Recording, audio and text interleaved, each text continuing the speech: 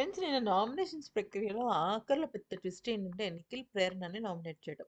అయితే నిఖిల్ ప్రేరణని పృథ్వీ విషయంలో నామినేట్ చేశాడు. అదేంటంటే ఆ రోజు ప్రేరణ ఫస్ట్ తేజకి ఒక స్కూప్ ఇసుకేస్తుంది.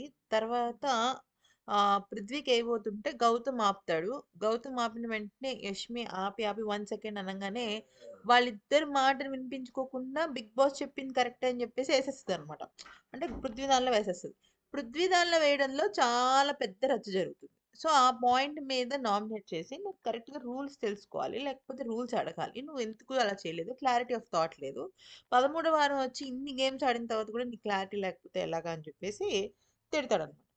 తిట్టేసరికి ఇంకా తిట్టడం అంటే నామినేట్ చేస్తాడు. ఇంకా ఆ సమయంలో ప్రేరణ ఏమంటదంటే, అసలు ఇది 13వ వారం అంటున్నాడు. నువ్వు సరిగ్గా ఆడలేదు గేమ్ అంటున్నాడు. 13వ వారమైనా, రెండో వారమైనా గేమ్ ఈస్ గేమ్ కదా!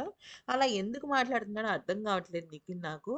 అది గేమ్‌లో నేను సింగిల్ సింగిల్ వేయొచ్చని చెప్పాను. తనేమో సింగిల్ సింగిల్ ఇద్దరికి వేయొచ్చు అనుకున్నాను. కానీ 2 ఒకళ్ళకి సింగిల్‌గా వేయాలని తెలీదు నాకు అని అనేసరికి నిఖిల్ నామినేట్ చేస్తాడని అనుకోలేదట ప్రేరణ.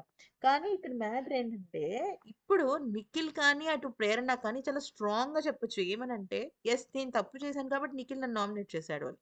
అలాగే రేపొద్దున్న ప్రేరణను కూడా మీరు గ్రూప్ గేమ్ ఆడుతున్నారంటే నేను తప్పు చేశానని నిఖిల్ అనుకున్నాడు కాబట్టి నిఖిల్ నామినేట్ చేయొచ్చని చెప్పేసి ఇద్దరికీ వాదన ఉంటుంది. అండ్ నిఖిల్ కూడా ఒక స్ట్రాంగ్ పాయింట్ మీదే వేశాడు. ఏదైనా సిల్లీ పాయింట్ మీద అయితే మేము గ్రూప్ గేమ్ ఆడట్లేదని చెప్పేసి ఎక్కడా కూడా వేయలేదనమాట.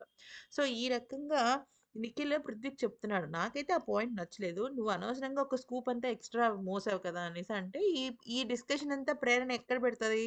అవినాష్, రోహిణి, తేజ వీళ్ళు ముగ్గురు కూర్చొని మాట్లాడుతుంటే అక్కడికెళ్ళి నిఖిల్ నన్ను నామినేట్ చేయడం నాకు నచ్చలేదని చెప్పేసి చెప్తుందనమాట. అది.